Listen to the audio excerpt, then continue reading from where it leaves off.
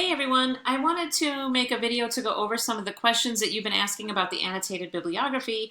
You can keep emailing your questions too, but hopefully this will also help to clear some of them up. So in this video, I want to just briefly review the assignment and a sample, and then talk just briefly about some MLA works cited details.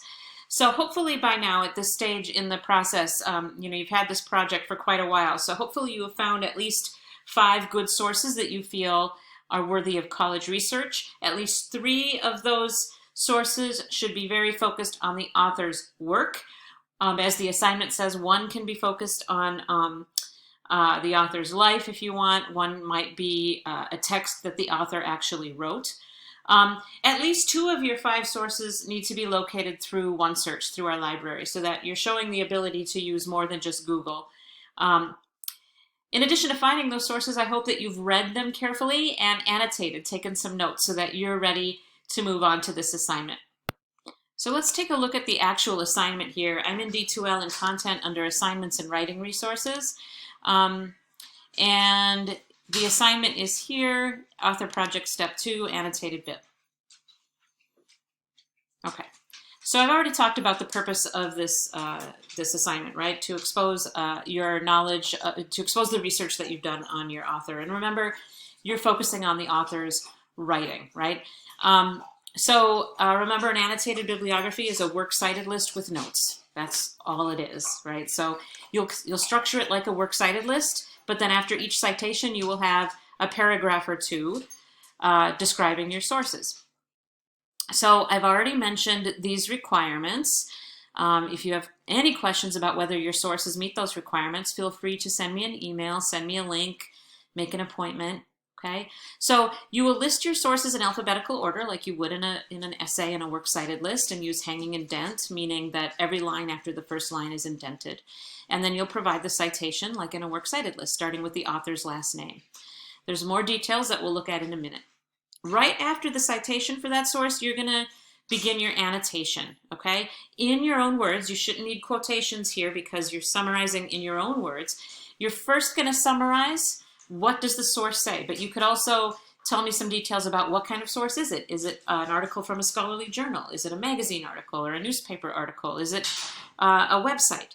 Show that you've read it carefully and thought about what kind of source it is. And then you're also going to evaluate it. What's useful to you about this source, or maybe what isn't useful?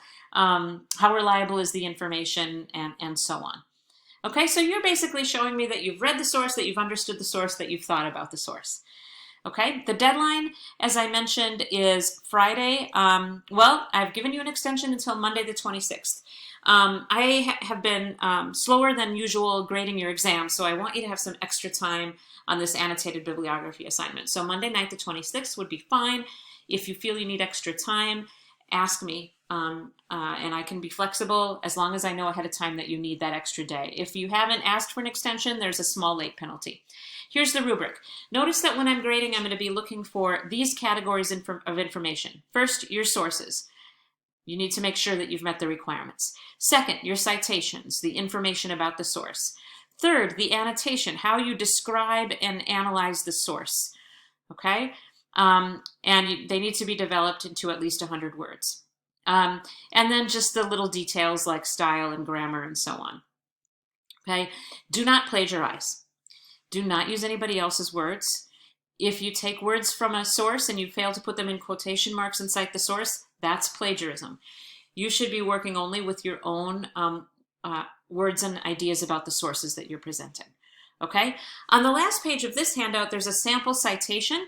This is from a former student of mine who is researching Langston Hughes.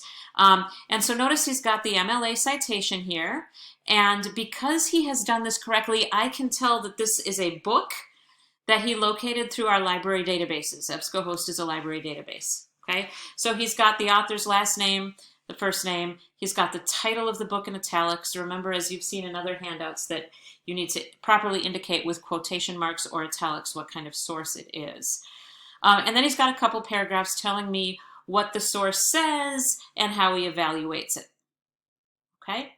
So your citations might look a little bit different if you're working with an article instead of a book. All right, so let's go back and look at a sample. Now the sample is going to be a little bit different from yours because the assignment was a little bit different.